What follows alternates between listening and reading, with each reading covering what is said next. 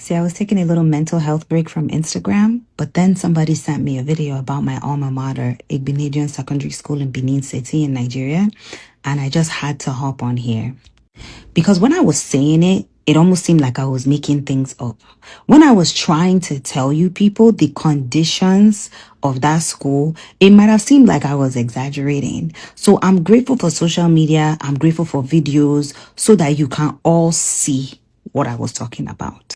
Now, you see that video of the student beating the other student? I'm going to show it here. Trigger warning. It is triggering.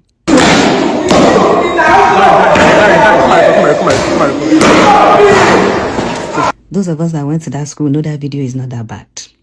And the thing is, I know a lot of times in the Nigerian community, we want a perfect prophet. We want a perfect advocate. We want somebody that's blameless. It's not possible. We're all human beings. So those of us that went to that school really need to push and advocate against things like this. Even if you know you participated in stuff like this, I promise you it is fine to speak out against it because we are adults now. The truth of the matter is that when you put children in that kind of situation, I need you to think about Lord of the Flies. They will all continue to do it if that is the norm. Children's brains are not set up in a way where they know how to even regulate and stop doing stupid rubbish like this when it is normalized. You see, the people that are responsible are the people that are in charge, because where were the adults? Where were the teachers? Where were the adults? And those were the questions that we asked when we were students at Igbinedion Secondary School. Where were the adults? I mean, I recall boys slapping girls. I recall boys taking off belts and flogging girls in open spaces in the middle of the day. And honestly, where were the adults? It has been brought to my attention that the school made a statement. Here it goes. To show you their level of incompetency, one of the names on the list at the bottom is not even alive.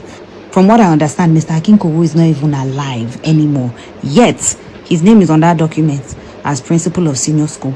So when I'm telling you, that is just to buttress my point that the people in charge. When I attended Igbinedion Secondary School, armed robbers broke into girls' hostel, and a girl that ran to call the matron was shot at by these armed robbers.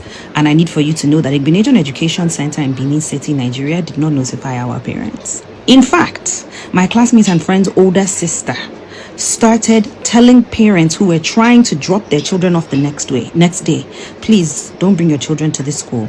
Armed robbers came here last night and they won't let us call our parents. I want you to know that the principal, or maybe she was head of center at that time, God rest her soul, slapped that young lady, called her a prostitute, and told her that if the robbers had tried to assault her, and they did, that it was her fault because she was a prostitute. You want to know what Igbinedion did after that? They locked us in the dorm so that we couldn't come out and tell other parents not to drop their kids off, and so that we couldn't ask people to call our parents to tell them that we had been robbed and shot at the night before. My dear, these are just a few of many stories that I can tell you about that school. Children attempted suicide to get out of that school before they now decided that joining the ranks and beating people up and joining this bad behavior was the only way to survive. I personally jumped off a building and tried to kill myself in the year 2000 to get out of that school. And I have a friend and a classmate who tried to hang himself from a ceiling fan 3 times to escape life in Igbinedion. Many children picked up drug habits. Many children picked up violent behavior, which they still have not been able to recover from. Last year, in July of 2025, I went to Mexico and cremated my brother and brought his ashes home. He lived his life with the drug problem that he picked up in Igbinedion that he was never able to shake.